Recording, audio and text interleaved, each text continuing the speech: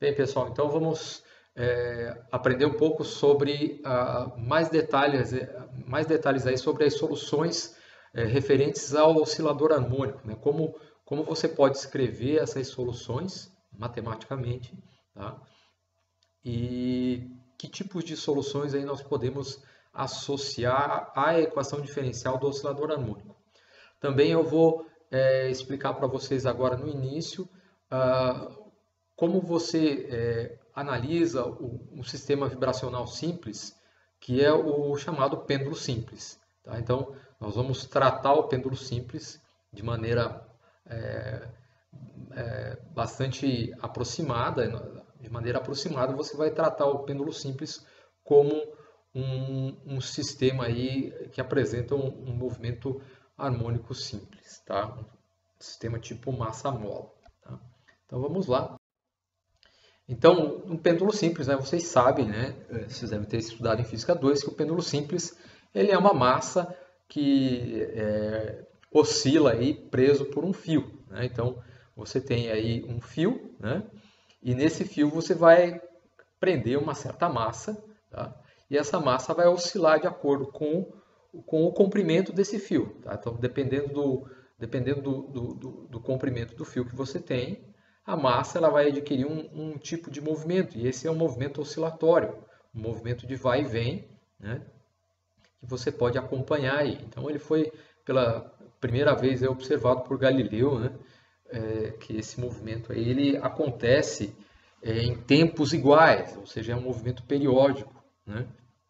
E esse movimento periódico, o tempo entre uma oscilação e outra, o período de oscilação, depende do comprimento. Tá? Nós vamos ver que não depende da massa, essencialmente, mas depende do comprimento. Tá?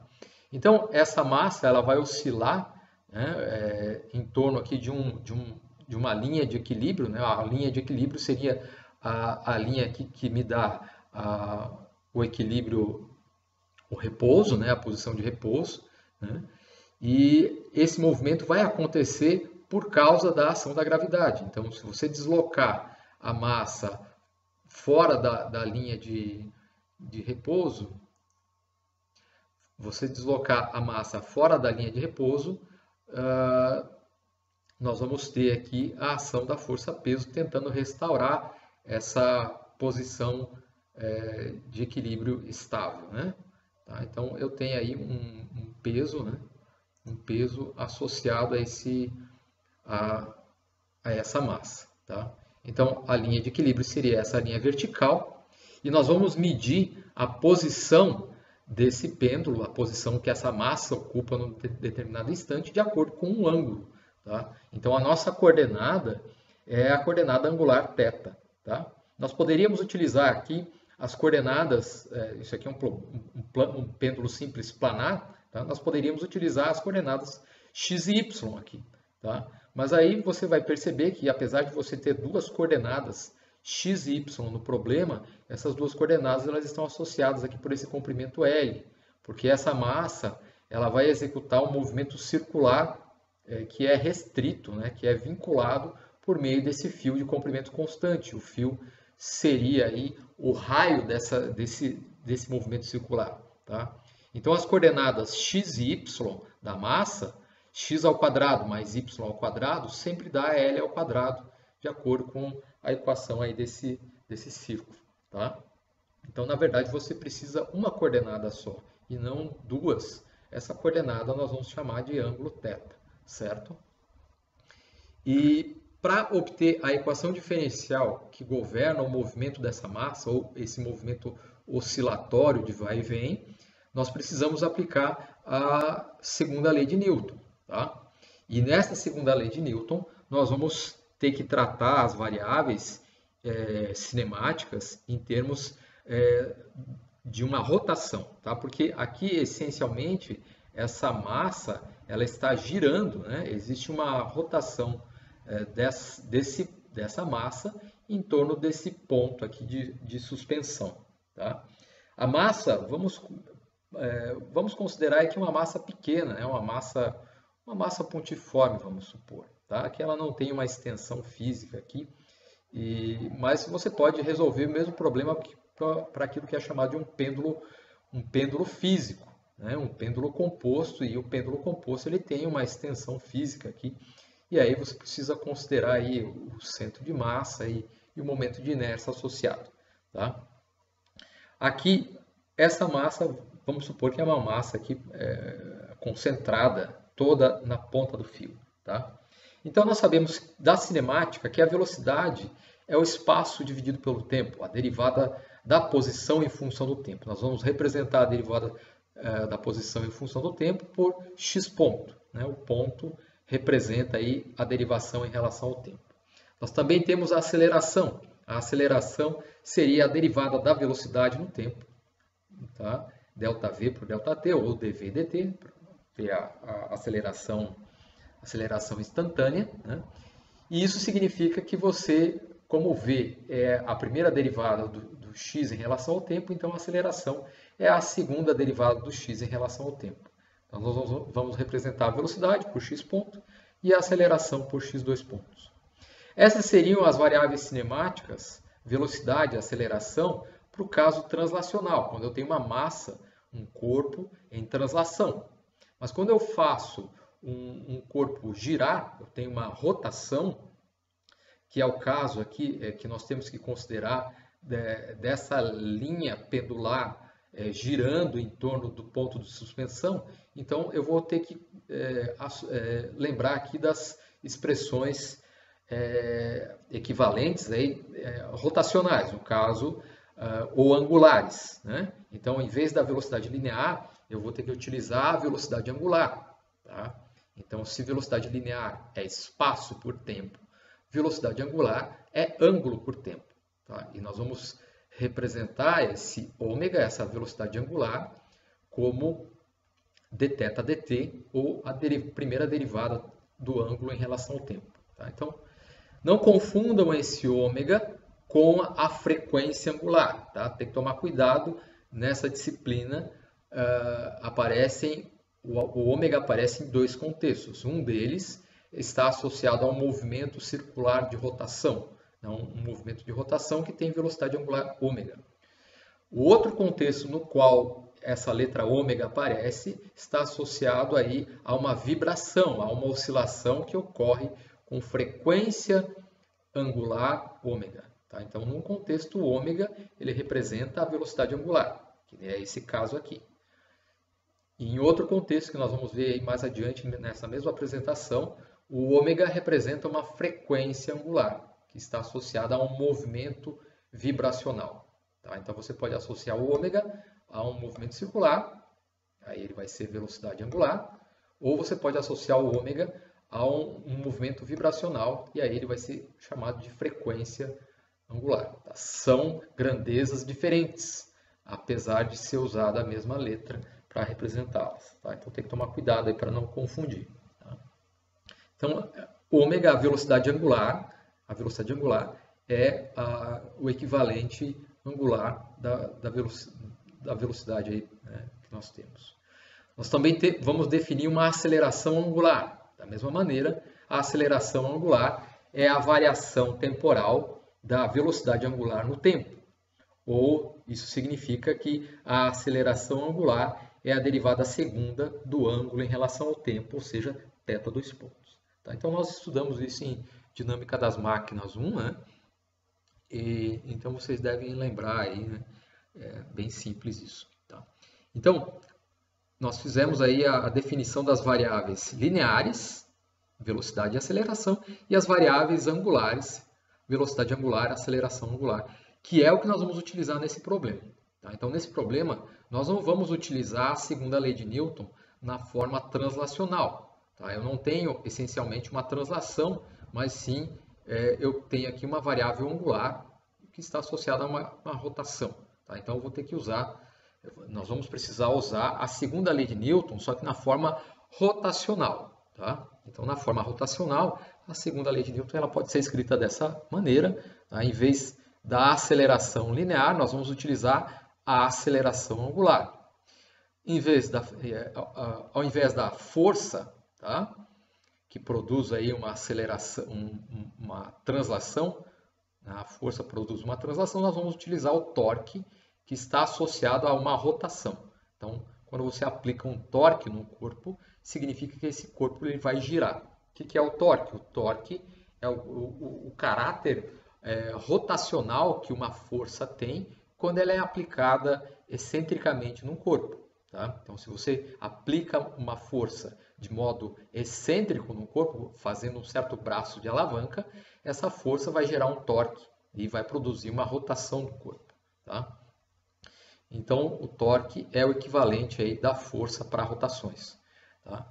E da mesma maneira, nós vamos ter que considerar, em vez da massa, tá? Você vai ter que introduzir aí o momento de inércia. Tá? Porque em rotações, você tem aí a distribuição da massa em torno de um determinado eixo de rotação, modifica a dinâmica. Tá? Então, se você tem um corpo girando e você escolhe um eixo de rotação, em torno daquele eixo existe uma distribuição de massa.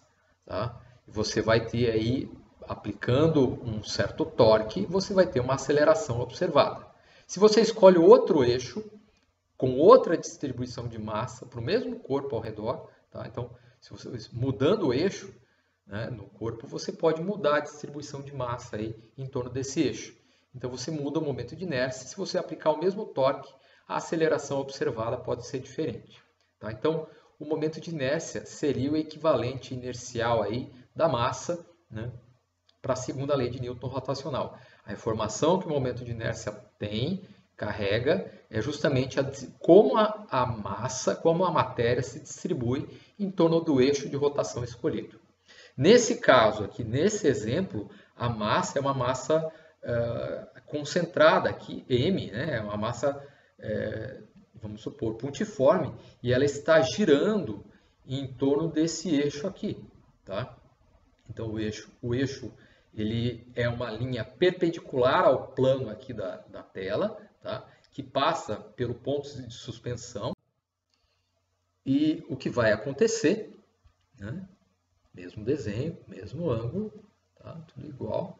O que vai acontecer quando você aplicar a segunda lei de Newton é que nós vamos ter que realizar a decomposição da força-peso. Tá? Quando você separa a força-peso em duas partes, uma parte paralela ao cabo, outra parte perpendicular ao cabo, o que acontece é que essa parte paralela da força-peso tem a função de tracionar esse cabo, esticar a linha L. Tá? Enquanto que a parte perpendicular, a componente perpendicular da força-peso, perpendicular ao fio, vai introduzir aqui, vai exercer um torque, nós chamamos esse torque de torque restaurador, que vai tentar puxar a massa de volta aqui para a posição original dela. Ou seja, nós vamos ter aqui uma força que ela vai ter a ação de uma força restauradora, ela vai tentar restaurar a posição original aqui de equilíbrio. Tá? Então, nós vamos fazer essas projeções, as projeções da força-peso, utilizando esse ângulo aqui. Por semelhança de linhas aqui, então essa linha é essa linha, essa linha é essa linha, então significa que esse ângulo é igual a esse ângulo aqui, ângulo θ. Tá? Esse é o ângulo adjacente a esse lado, aqui está ao lado, a componente que está ao lado do ângulo, cateto adjacente, nós vamos usar a projeção cosseno do peso, mg cosseno θ. Enquanto que a outra projeção, que seria nesse triângulo aqui, o cateto oposto, né, nós vamos utilizar a projeção seno do peso. Tá? Então, essas são as partes da força-peso. Né? A força-peso se divide dessa forma e essa decomposição vai depender do ângulo. Né? Quanto maior o ângulo, menor o ângulo, essas proporções aqui, quanto fica para cada lado, vai ser diferente. Tá? Então, como eu falei, essa parte, né, mg cosseno θ, vai esticar o fio. É a tração no cabo. Tá? O cabo é tracionado com essa força. Enquanto que a força restauradora, tá, que é a componente perpendicular mg seno de θ, perpendicular ao fio, vai tentar puxar, trazer a massa de volta. E é justamente essa componente que nós vamos utilizar para calcular o torque. Tá? Então, esse torque, né, M, tá? É um torque restaurador, ou seja, o torque que vai tentar girar esse sistema, girar essa linha com essa massa e trazer ele de volta. Tá? Então, vocês sabem, né, que torque é força vezes a distância. Então, a força vezes o braço de alavanca. Né? Quando eu tenho isso, né, quando a força forma um ângulo de 90 graus com o braço de alavanca, né, é só fazer força vezes a distância. Então, nesse caso aqui, esse torque, né, seria essa força, essa componente de força, vezes esse braço de alavanca L. Porque aqui eles formam um ângulo de 90 graus, não tem um fator aí, um seno aí do ângulo. Tá?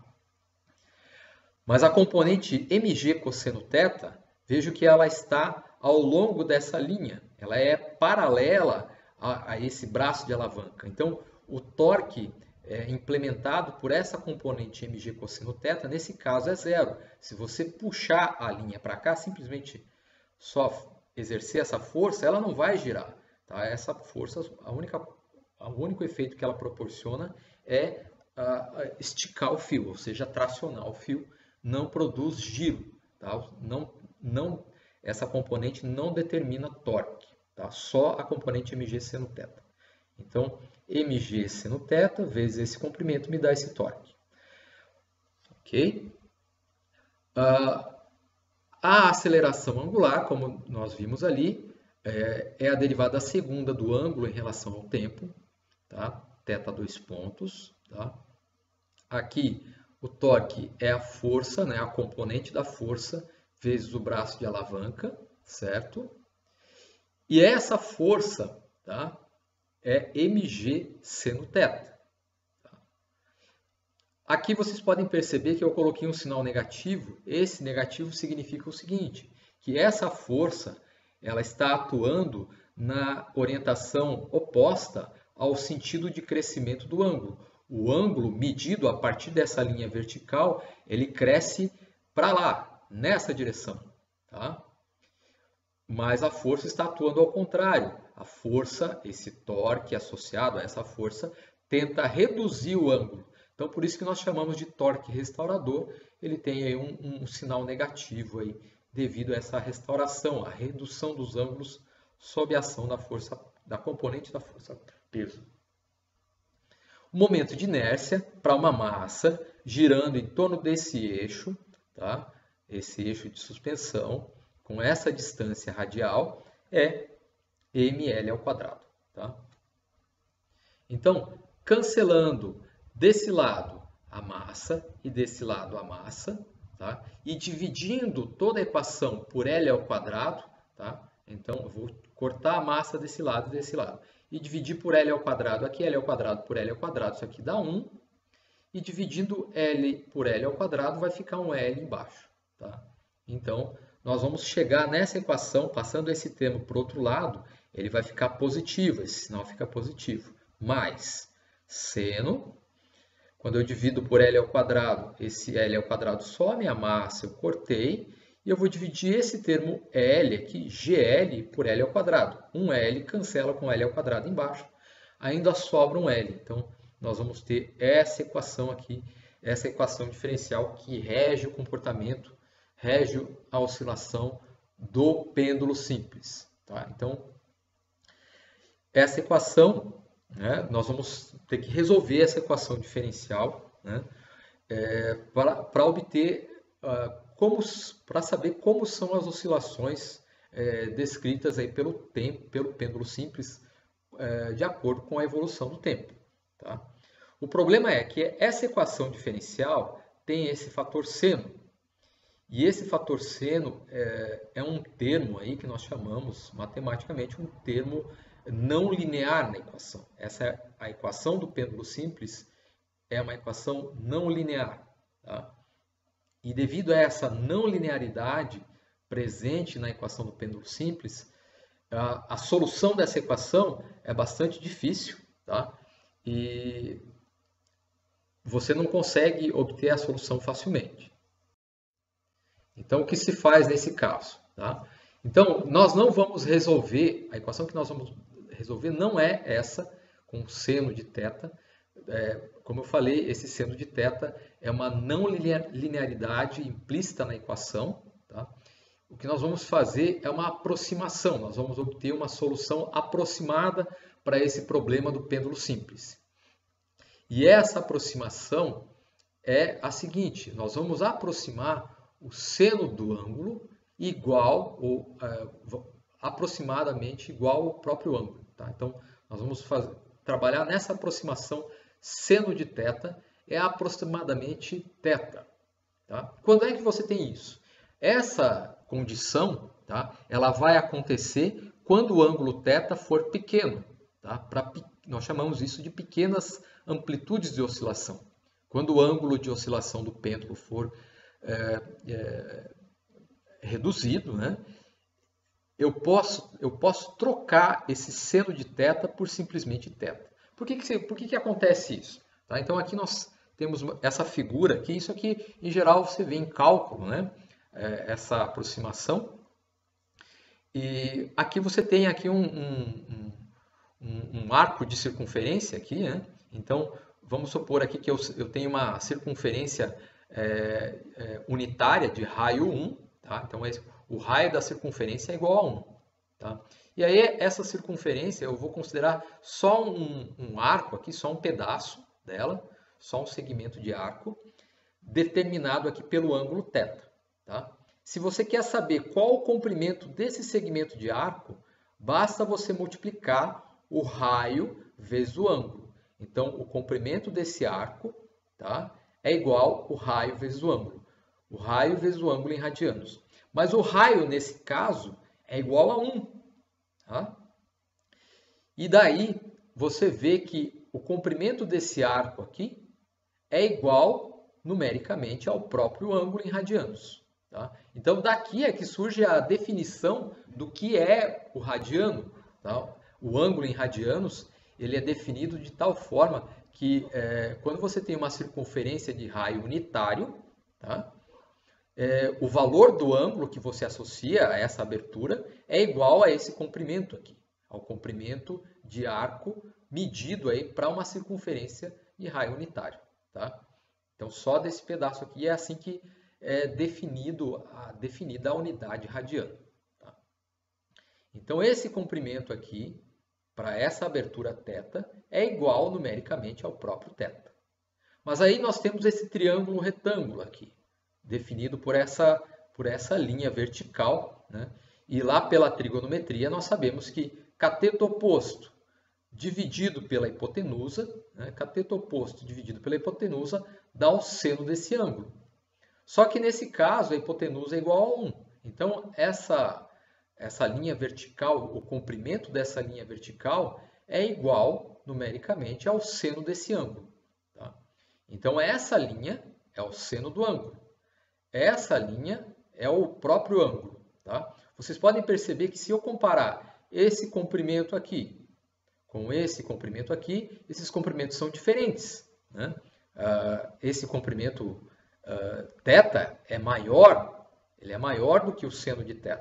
Tá? Mas à medida que você vai diminuindo esse ângulo aqui, você vai reduzindo esse ângulo θ, o que vai acontecendo é que quando você comparar o comprimento dessa linha de projeção com o arco de circunferência, o que acontece é que eles vão se tornando muito próximos numericamente, de tal maneira que esse comprimento vai ficando próximo a esse comprimento. A diferença entre eles é pequena. A diferença entre eles vai reduzindo conforme você reduz o ângulo. Então, por isso que nós podemos fazer essa aproximação. Quando o ângulo decresce bastante, quando eu tenho um ângulo bastante pequeno, eu posso aproximar esse seno de θ para esse θ.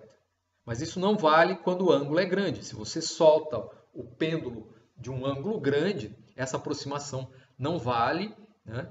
E os efeitos não lineares que aparecem nessa equação, eles vão estar aí presentes, mais evidentes. Tá?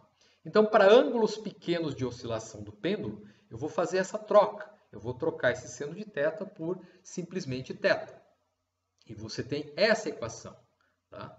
Essa equação, nós já vimos uma equação muito parecida com essa, uma derivada segunda, a própria função e um número aqui multiplicando. Tá? Nós vimos esse tipo de equação quando eu expliquei para vocês o movimento harmônico simples, o MHS, que era lá o movimento do sistema massa-mola.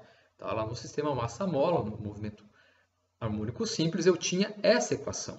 Uma derivada segunda, tá? A própria função e aqui um fator multiplicando a própria função. Tá?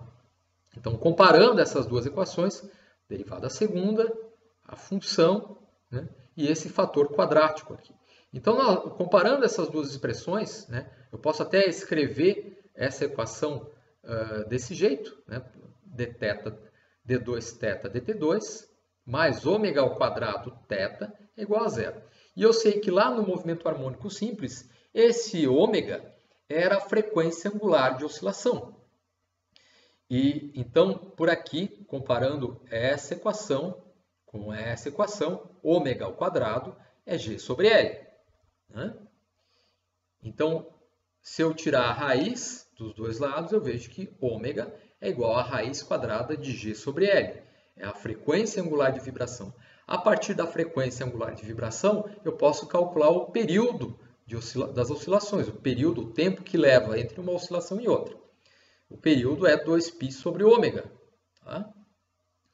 Então, esse ômega está aparecendo aqui no denominador. Quando você colocar essa raiz aqui, ela vai inverter, né, porque está no denominador. Então, você tem aí que o período de oscilação do pêndulo simples é 2π raiz de L sobre G. Tá? Então, G é a aceleração da gravidade do local que você está e L é o comprimento do fio de oscilação. Tá? Então, vejo que fazendo essa aproximação, fica muito simples você resolver a equação. Você torna a equação linear. Tá? Então, na aproximação de pequenas amplitudes, essa equação é linear. E nessa aproximação, essa equação linear, ela resulta em um movimento harmônico simples, num MHS, igual aí à oscilação de um sistema massa-mola. Tá? Se você, a partir do período, você quer calcular a frequência em hertz da oscilação, basta fazer o inverso do período. A frequência é 1 sobre o período, 1 sobre t. Tá? Bem, então nós resolvemos aqui o problema do pêndulo simples dentro do regime de pequenas amplitudes de oscilação. Tá? Mas quando você não considera essas pequenas amplitudes e tenta resolver a equação diferencial dessa maneira, a solução é bem mais complicada. Tá? Na verdade, você normalmente não se escreve essa equação diferencial dessa forma. Na verdade, a partir da energia potencial, energia cinética, você escreve uma expressão integral equivalente, que seria equivalente aí a essa equação diferencial. Tá? E aí você resolve essa integral. Tá? Na verdade, a integral ela me dá uma integral elíptica. E essa solução da integral é na forma de uma série infinita. Tá? Então, a solução desse problema não linear, contendo o fator aqui, o termo seno de θ, a solução dessa equação ela é feita em termos de uma integral elíptica e o resultado dessa solução, o ângulo θ, o período de oscilação vai dar uma série infinita. Então, a solução exata seria, na verdade, essa solução aqui. Tá? Óbvio que nós não vamos fazer, né? A solução não é simples. Tá? Mas vocês podem perceber aqui que nessa solução exata, o primeiro termo que aparece aqui, o fator 1, que multiplica esse 2π raiz de L sobre G, é justamente o fator que nós obtivemos dentro da aproximação de pequenas amplitudes de oscilação. Tá? E aí você tem aí na solução exata, você tem outros termos, que são potências pares aí do ângulo inicial. Tá? Então, o período ele vai depender de qual ângulo inicial você solta o pêndulo. Tá? Então, essa série é uma série infinita. E cada termo vai ser menor que o seguinte, né? Vocês estão vendo aqui que os denominadores aqui vão crescendo rapidamente, tá? De 1, 16, 3.000, 737.000, etc. Então vai crescendo muito rápido. Então essa é a solução do pêndulo simples, né? Não sei se vocês entenderam, mas é bastante simples. Isso aí, em geral, é visto em Física 2, aqui em vibrações. Nós repetimos para vocês lembrarem, refrescar a memória. Tá? Bom, agora vamos ver outro tópico, que são as diferentes soluções que nós podemos associar ao movimento harmônico simples. Então nós vimos aí que o sistema massa-mola, né, o sistema massa-mola, ele apresenta um movimento do tipo harmônico, um movimento cuja solução, o comportamento temporal da solução é dado em termos de uma função trigonométrica, seno ou cosseno. Tá? Nós acabamos de ver que o pêndulo simples também apresenta um movimento do tipo MHS quando eu considero ali pequenas amplitudes de oscilação. Tá? Mas o nosso sistema básico aqui em vibrações é o sistema massa-mola. Tá? Então esse sistema massa-mola ele descreve aí um MHS. Tá? Então nós já sabemos que essa equação, a equação diferencial que rege esse sistema massa-mola, ele é definida lá a partir da segunda lei de Newton, junto com a lei de Hooke. Massa vezes aceleração igual a menos kx. Mas a aceleração é a derivada da segunda da posição no tempo. Passa esse kx para lá, nós temos aqui a equação diferencial que rege o sistema massa-mola. Tá? Uma equação diferencial de segunda ordem. Eu posso dividir essa equação diferencial pela massa, né? E escrever aqui essa derivada segunda como x dois pontos. Então, nós podemos, outra maneira de escrever essa mesma equação é x dois pontos mais k sobre mx igual a zero. Tá? Então, essa é a equação básica do MHS, do sistema massa-mola. Tá? E agora o que nós vamos fazer é considerar as soluções dessa equação. Tá?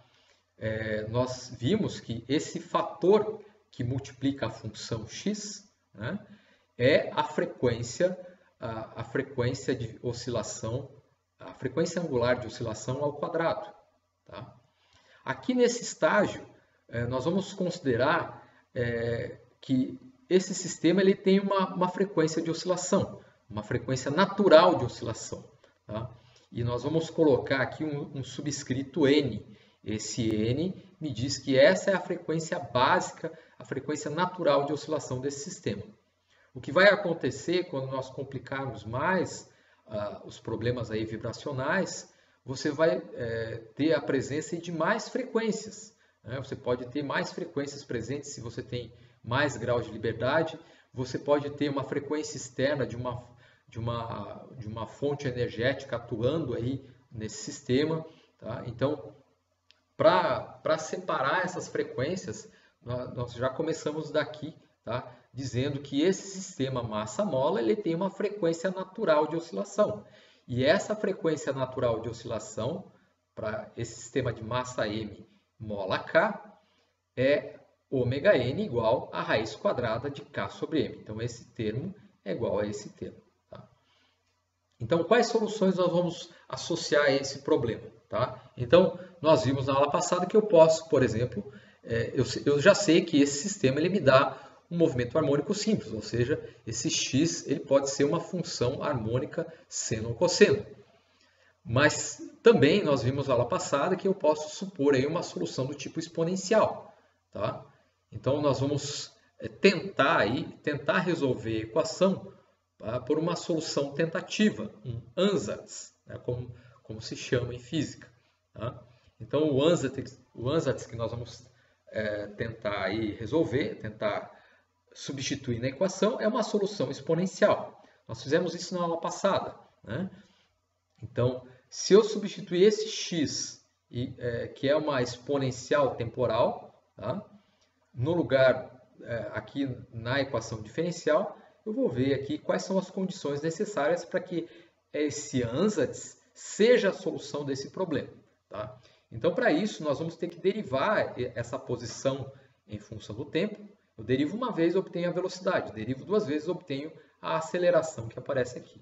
Tá? Então, derivando uma vez, tá? Derivando uma vez, esse C é uma constante, né? Uma constante que você coloca ali, né? Não se preocupe com ela. E S é um expoente aí, né? É um expoente que você vai determinar esse expoente. Quem deve ser esse expoente para que essa expressão seja a solução do problema. Então, derivando uma vez, a derivada do C é zero, né? Então só repete. A derivada da exponencial, cai aqui o expoente S. Se eu derivar mais uma vez, derivada segunda da posição é igual, né? Cai mais um S, que vai ficar S ao quadrado, vezes esse mesmo fator. Tá? E eu vou substituir agora a derivada segunda e a própria função nessa equação. Então, quando eu coloco esse termo aqui, né, mais ômega ao quadrado vezes esse fator, nós vamos ter essa equação. Então, derivada segunda mais ômega ao quadrado vezes a própria função igual a zero. Essa é a equação diferencial. Tá? E vocês podem perceber aqui que esse fator C exponencial vezes C exponencial e C exponencial, você pode colocar em evidência, né? E montar a equação dessa forma. Para que essa equação diferencial ela seja observada, para que ela seja verificada, ou esse fator é zero, ou esse fator é zero. Mas nós vimos na aula passada que se esse fator é zero, tá, significa que o próprio x é zero. Tá? Veja que isso aqui é o x. Tá? Então, se o x é zero, significa que para qualquer tempo aqui ele sempre vai ser zero. E essa é a solução trivial, a solução não vibracional, a solução estática. Tá? Eu não quero a solução trivial, eu quero a solução vibracional. E para termos a solução vibracional, esse fator tem que ser igual a zero. Quando esse fator, esse termo entre parênteses é igual a zero, S ao quadrado é igual a menos ômega n ao quadrado. Tá? Então, você vai igualar isso a zero, passa o ômega n para o outro lado, vai aparecer um sinal negativo, tá? E tira a raiz dos dois lados. Tá? Tirou a raiz dos dois lados, né? S igual a raiz quadrada de menos ômega n ao quadrado. Então, esse menos, eu vou igualar esse parênteses igual a zero, tá? Passa o ômega n para o outro lado, vai ficar negativo, tira a raiz dos dois lados da equação, né? A raiz do s ao quadrado é s, e a raiz desse termo que vai estar negativo ao quadrado vai me dar isso. Toda vez que você considera uma raiz, como eu expliquei na aula anterior, você tem que considerar um sinal positivo e negativo aqui. Mas a raiz de um número negativo, a raiz de menos 1, é a unidade imaginária. Tá? Então, é um número, a unidade imaginária dos números complexos. Tá? Então, na verdade, esse sinal mais e menos me dá aí duas soluções. Tá? Então, a primeira solução, que eu vou chamar aqui de S1, é a solução positiva. E a segunda solução, que eu vou chamar de S2, seria a solução negativa. Tá? E é a raiz de menos 1. Tá? Então, a raiz de ômega ao quadrado é ômega mesmo, né? Ômega natural.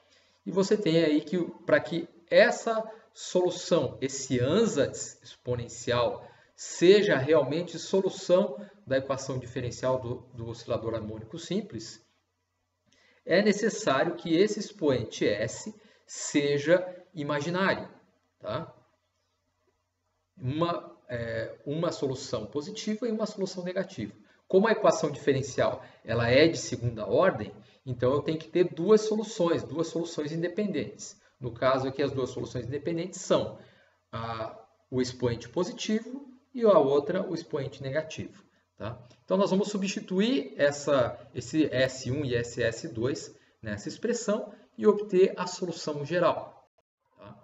Então, para o sistema massa-mola, eu tenho aí que a solução geral é uma combinação linear das duas soluções independentes. Então, uma solução era dada aí pelo primeiro expoente S, S1, e a segunda solução pelo S2. Eu vou combinar aí, linearmente essas duas soluções, tendo aí C1 e C2 como constantes que me dão a proporção de uma solução em relação aí, a outra solução. Quanto da primeira solução eu vou tomar, quanto da segunda solução eu vou tomar para ter aí a solução geral. Tá? Então, substituindo quem é S1 e quem é S2, lembre-se que S1 é a solução imaginária positiva, S2 é a solução imaginária negativa, nós vamos ter isso, que é a solução da equação diferencial do MHS, o sistema massa-mola, em termos de exponenciais, é dada por essa expressão. Tá? Uma constante vezes uma exponencial imaginária positiva, uma constante vezes uma exponencial imaginária com sinal negativo. Tá? Então, nós temos aí, essa é a solução do oscilador harmônico na forma exponencial, na forma de exponenciais imaginárias. Tá? Mas aí eu falei para vocês, mas esse aqui é um sistema massa-mola. Né? O sistema massa-mola apresenta um movimento harmônico simples, um MHS. Mas o movimento harmônico simples, a solução não deveria ser seno ou cosseno? Sim, também. Tá? Então, nós podemos expressar a solução em termos de exponenciais complexas, mas também em termos de funções trigonométricas. Então, como é que eu passo isso para a solução trigonométrica equivalente? Tá?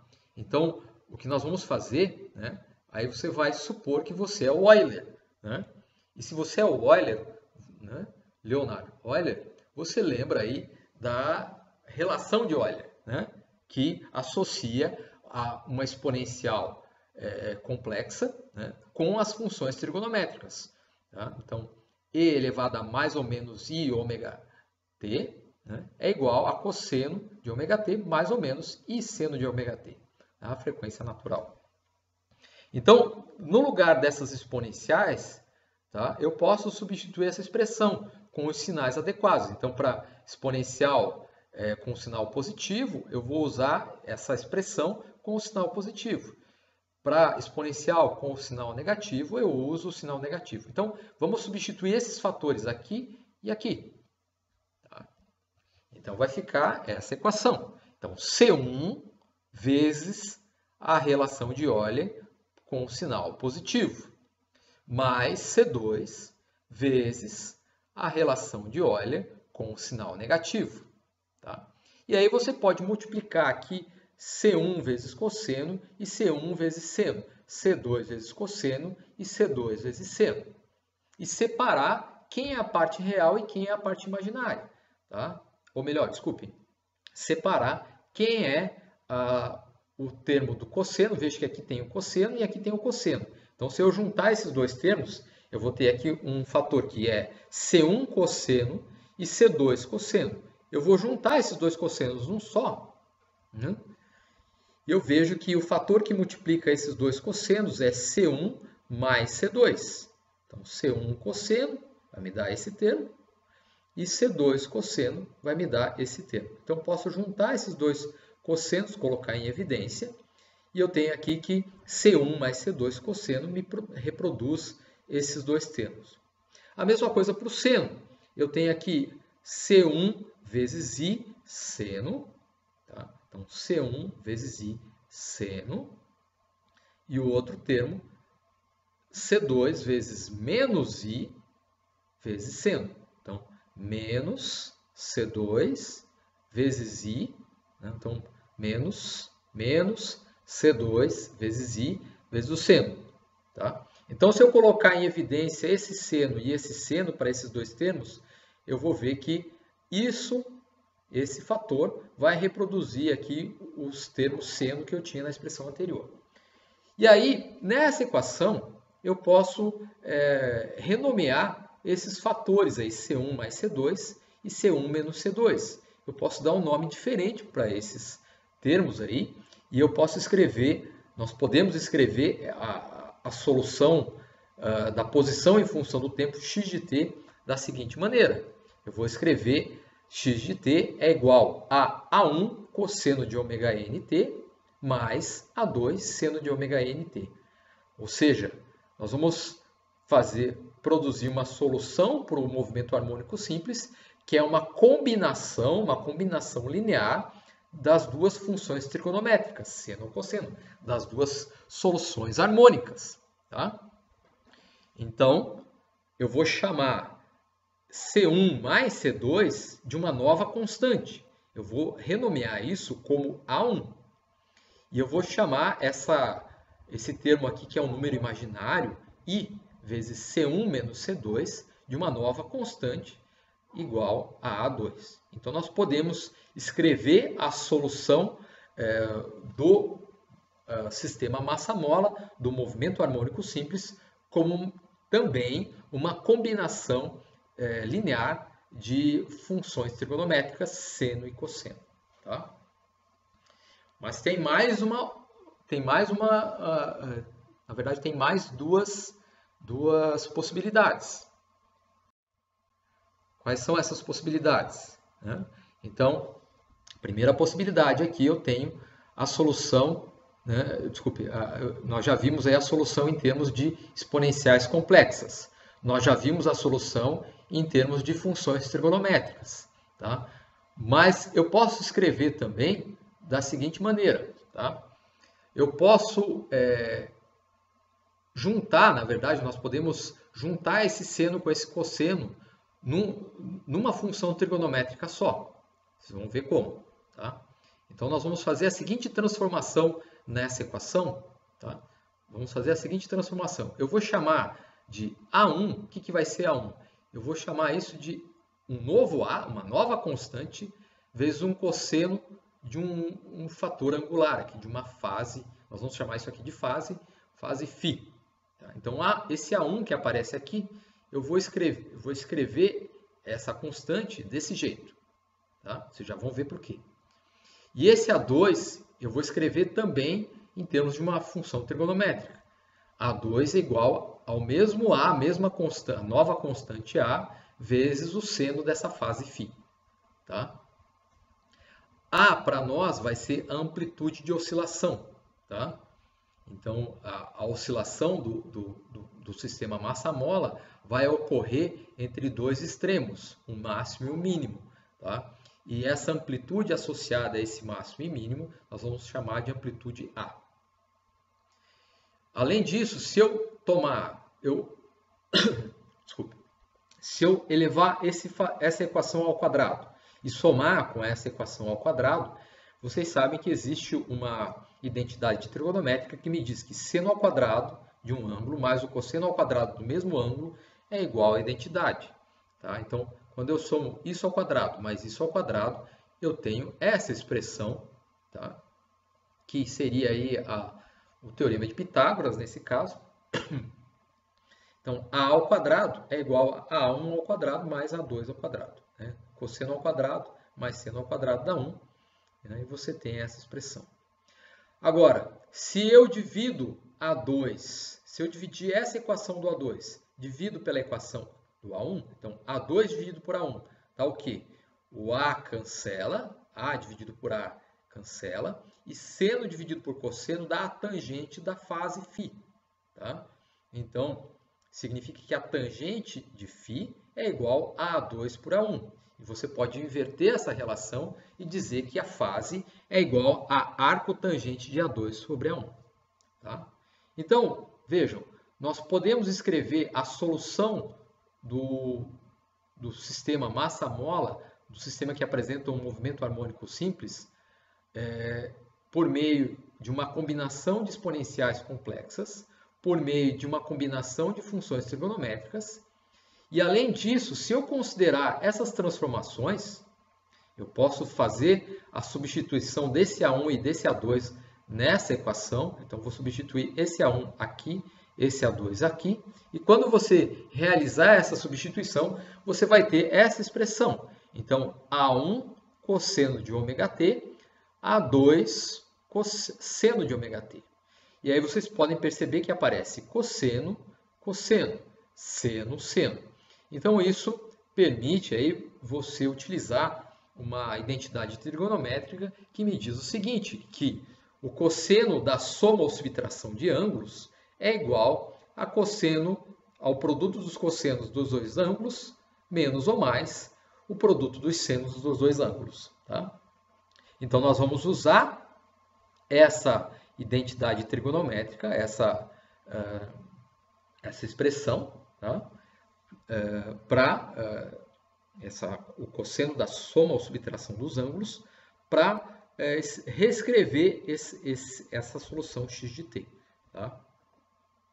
Então, vamos lá. Então, aqui vocês podem perceber que aparece cosseno de φ, né, seria esse termo. Cosseno de ômega-t seria esse termo. Seno de φ seria esse termo. Seno de ômega-t seria esse termo. Então, aqui nós podemos dizer que alfa, né, está associado a esse ângulo, ômega-t a esse ângulo, etc. Na verdade, o que nós vamos fazer, eu vou inverter essa relação. Veja que quando você faz um produto A vezes B, né, A vezes B, você pode escrever esse produto como B vezes A. O produto de números ele é comutativo, você pode trocar a ordem. Aqui eu vou trocar essa ordem, em vez de escrever o cosseno de φ aqui e o cosseno de ômega-t aqui, eu vou trocar, vou escrever cosseno de ômega-t vezes cosseno de φ.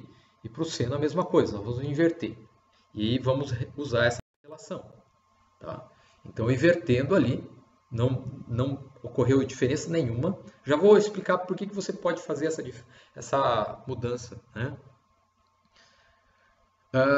Você vai concluir, né, que cosseno de alfa vezes cosseno de beta mais seno de alfa vezes seno de beta, isso é igual a cosseno de alfa menos beta. Tá? Então, veja que aqui no meio tem um sinal positivo. Veja que lá na identidade trigonométrica os sinais eram invertidos. Se era mais ou menos, aqui era menos ou mais. Tá? Então, se esse sinal é mais, o sinal que vai aqui é menos. Então, cosseno de alfa menos, cosseno de alfa menos beta. Então, nós podemos escrever, veja que aqui o A, a amplitude A está nos dois termos, então eu coloco em evidência aqui, vai ficar na frente. Tá? E eu vou poder escrever essa expressão dessa maneira, tá? Que uma outra solução para esse problema seria A cosseno de ômega-t menos uma face.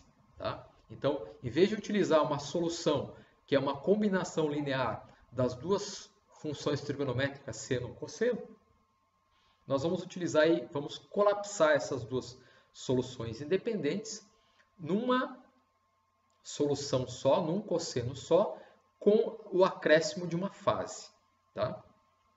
Na verdade, aqui estão as duas soluções.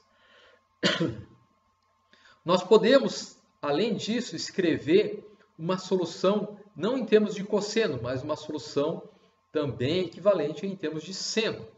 Tá? Então, eu posso obter essa solução, em vez dessa, se eu fizer essas conversões que nós fizemos antes. Então, eu vou chamar lá naquela expressão anterior, eu vou chamar de A1, lá era A1 era A cosseno de φ. Mas agora eu vou trocar aqui, eu vou chamar de A seno de φ e colocar aqui uma linha para dizer que essa linha significa que essas variáveis são diferentes, tá? do que nós parametrizamos antes. Né? Então, se eu faço essas transformações naquela expressão lá que continha a combinação linear de seno e cosseno, eu vou chegar nisso, né? Seguindo o mesmo procedimento aí, só que considerando a identidade seno de alfa mais ou menos beta, você vai chegar nessa expressão. Tá? Então, uma expressão equivalente, só que em termos de seno. Tá? Então, resumindo, né, nós podemos escrever a solução do oscilador harmônico simples. Tá? Então, a equação diferencial do oscilador harmônico simples é essa. Tá? x2 pontos mais ômega ao quadrado x igual a zero. Ômega, a frequência natural.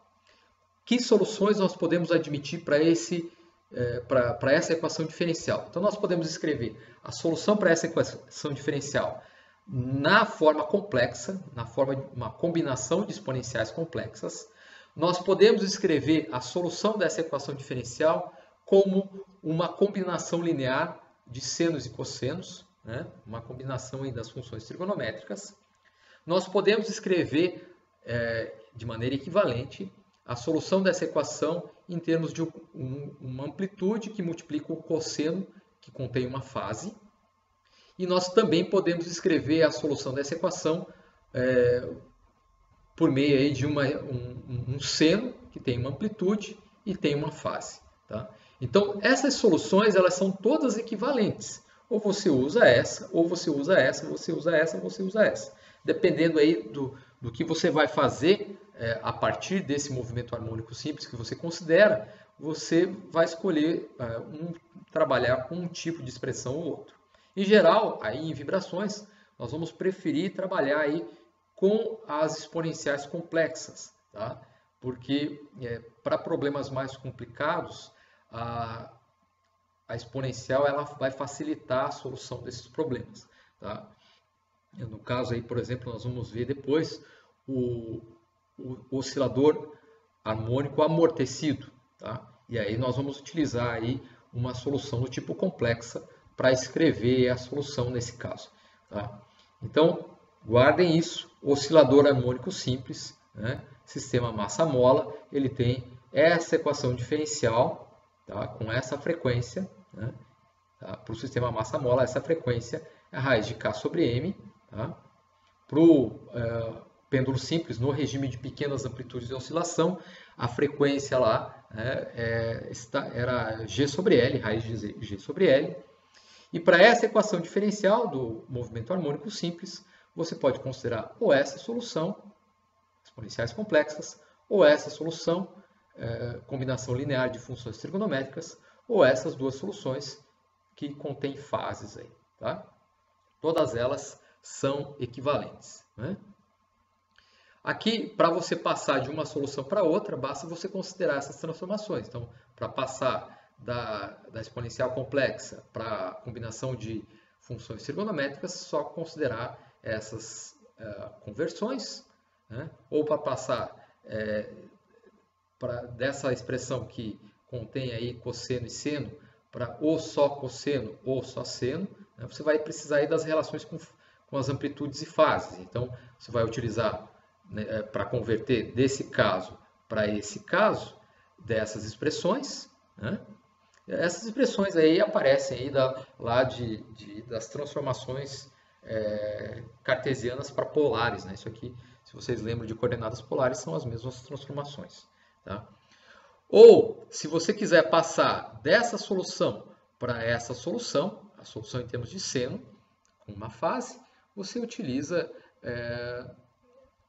essas expressões, tá? Então, de maneira equivalente. Então, todas essas soluções aí são equivalentes. Você pode utilizar uma ou outra, tanto faz, tá? Espero aí, não sei se vocês têm dúvida, né? Vocês ficam quietos aí, não dá para saber se vocês entenderam tudo que eu falei, tá?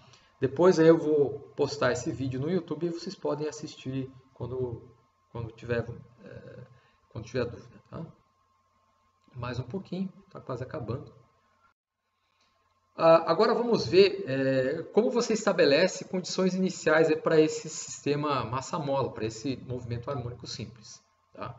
Então vamos supor aí que o meu sistema massa-mola, tá? Ele tem uma condição inicial. O que significa condição inicial? Tá? Significa que você vai, aquela massa que está ligada à mola, aquela massa ela vai começar a oscilar a partir de uma certa posição. Nós vamos chamar de posição inicial. Tá? E ela vai começar a oscilar com uma determinada velocidade. Então nós temos que aí pensar na velocidade inicial, tá? Então, eu não coloquei aqui a figura, esqueci de colocar, né? Então, para o sistema massa-mola, a massa que está presa à mola, ela vai começar a partir de uma condição inicial. E essa condição inicial, no caso do movimento harmônico simples, será dada aí, vai definir como é a solução da equação diferencial. Veja que a equação diferencial é uma equação diferencial de segunda ordem, ou seja, ela vai apresentar duas soluções independentes. Tá? Você pode compor essas duas soluções, por exemplo, aqui, né, em termos de soluções seno e cosseno, você vai compor, você vai fazer uma combinação linear dessas duas soluções independentes para produzir a solução geral. A equação diferencial de segunda ordem também vai admitir duas condições iniciais. No caso, a saber, né, a posição inicial e a velocidade inicial. Tá? Então, a posição inicial da massa em vibração, então vai ser a posição que a massa tem no instante t igual a zero. Nós vamos chamar de x0. A velocidade que a massa vai assumir no início do tempo, tá? No início do movimento, então a velocidade que a massa tem no tempo igual a zero, nós vamos chamar de v0. Então essas são as condições iniciais do problema, tá? E a partir dessas condições iniciais eu vou poder eu tenho condições de definir quem são essas constantes A1 e A2 para que eu tenha reproduzidas essas condições iniciais de acordo com essa solução, ou seja, para que essa solução retorne a essas condições iniciais. Tá? Então o que nós vamos ter que fazer? Veja que aqui aparece a variável x, aparece a função em função a posição em função do tempo. A posição em função do tempo eu já tenho, mas aqui na condição inicial da velocidade aparece a velocidade em função do tempo. Então, a partir dessa equação, eu vou obter a velocidade em função do tempo. Vou derivar o x de t em relação ao tempo e eu vou obter a velocidade. Então, a velocidade em função do tempo é o quê? A derivada temporal do x de t. Então, quando eu derivar essa solução, então a derivada do cosseno é menos seno, né? Menos seno do mesmo argumento. Mas aí você vai derivar esse argumento em relação ao tempo. Quando você derivar ômega-t em relação ao tempo, vai sobrar um ômega e esse ômega vai sair lá da função trigonométrica e vai aparecer aqui na frente. Então a derivada do cosseno é menos seno, derivando aqui dentro vai saltar lá um ômega, tá? Então a derivada temporal disso é isso. Aí nós vamos derivar o outro termo, tá? A derivada do seno é o cosseno. Mas aí quando você deriva esse argumento aqui, vai aparecer um ômega aqui na frente, que vai multiplicar o resto dos termos. Tá? Aqui A1 e A2 nós vamos considerar como constantes, eles só multiplicam, aqui não dependem do tempo em essência. Tá?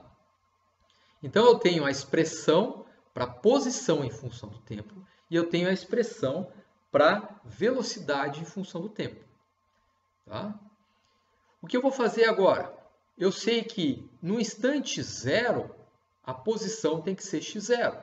E no instante zero, a velocidade tem que ser v0. Então, nessas funções de posição e velocidade, eu vou colocar o tempo igual a zero, o tempo inicial. Tá? Então, na primeira expressão aqui, eu coloco t igual a zero. Então, isso vai zerar. E eu coloco t igual a zero aqui. Isso aqui vai zerar. E eu sei que no instante t igual a zero, o x de t tem que ser igual a x0. Certo? Mas seno de zero é zero. Esse termo, seno de zero, ele vai desaparecer. Vai sobrar o termo com cosseno. Cosseno de zero é 1. Tá? Então, esse fator vai ser zero e o cosseno de zero é 1. Dessa maneira, nós vamos perceber que a constante A1 tem que ser igual a x0. Tá? Então, de acordo com essa condição inicial, eu vou vincular a solução do problema de tal modo, tá, que para que isso aconteça, de acordo com essa solução, eu tenho que escrever o A1 como x0. Tá? Ok? A mesma coisa nós vamos fazer para a velocidade. Então, eu tenho a expressão da velocidade, eu vou colocar aqui o tempo que aparece na velocidade, eu vou colocar tempo igual a zero. Tá? Então, aqui vai aparecer seno de zero e aqui vai aparecer cosseno de zero. Mas o seno de zero, nós sabemos que seno de zero é zero. Então, esse termo aqui, o primeiro termo, vai desaparecer, vai cancelar. E nós vamos ter aqui que o cosseno de zero é 1. E aí nós vamos ficar aqui V0 é igual a ômega n vezes A2. Ou seja, A2 é igual ao V0 dividido por ômega n. Tá? Então, dessa expressão, o seno zera, o cosseno de zero é 1. Então, nós vemos que ômega n A2 é igual a V0, ou seja, A2 é igual a V0 sobre ômega n.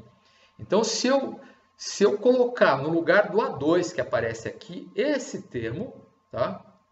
Isso significa que essa solução x de t vai reproduzir essa condição inicial. Tá? Então, substituindo essas constantes ali, esses fatores multiplicativos A1 e A2, dados dessa maneira, nós temos aí que a solução geral para o movimento harmônico simples, para o sistema massa-mola, considerando essas condições iniciais, é dada dessa maneira. x0 cosseno de ômega-t mais v0 sobre ômega seno de ômega-t. Tá? Então, essa é a solução geral, aí, estabelecendo que a condição inicial, posição, velocidade, seja dada por x0 e v0. Tá? Nesse caso aí do movimento harmônico simples, é muito fácil você obter aí, essa expressão. Nós vamos ver que para casos mais complicados, aí, oscilador amortecido, oscilador forçado, essa expressão vai ficar bem grande. Tá? Ela vai aumentar, aí vocês vão ver que complica. Okay? Então, nessa aula aí, nós vimos aí, as características das soluções possíveis para o sistema massa-mola, para o movimento harmônico simples. Né? Nós vimos aí que eu posso assumir uma solução exponencial complexa, eu posso assumir aí uma solução que é uma combinação linear de funções trigonométricas. Nós podemos assumir aí uma solução trigonométrica cosseno ou seno, que contém fases. Tá? E nós vimos aí como passar de uma para outra, entre essas diferentes soluções equivalentes. Vimos aqui como introduzir as condições iniciais para esse tipo de solução e vimos também como resolver o problema de oscilação do pêndulo simples dentro aí da aproximação de pequenas amplitudes. Tá? Você aproxima a equação diferencial do pêndulo simples para o caso linear. Tá? Se der tempo, né, futuramente eu vou mostrar para vocês como se obtém lá, para o caso do pêndulo simples, a expressão lá, a expressão integral, em termos de integral elíptica que eu comentei. Tá? Se der tempo, eu faço esse cálculo para vocês. Tá? Espero que vocês tenham gostado aí, né? E depois vocês podem assistir de novo a apresentação.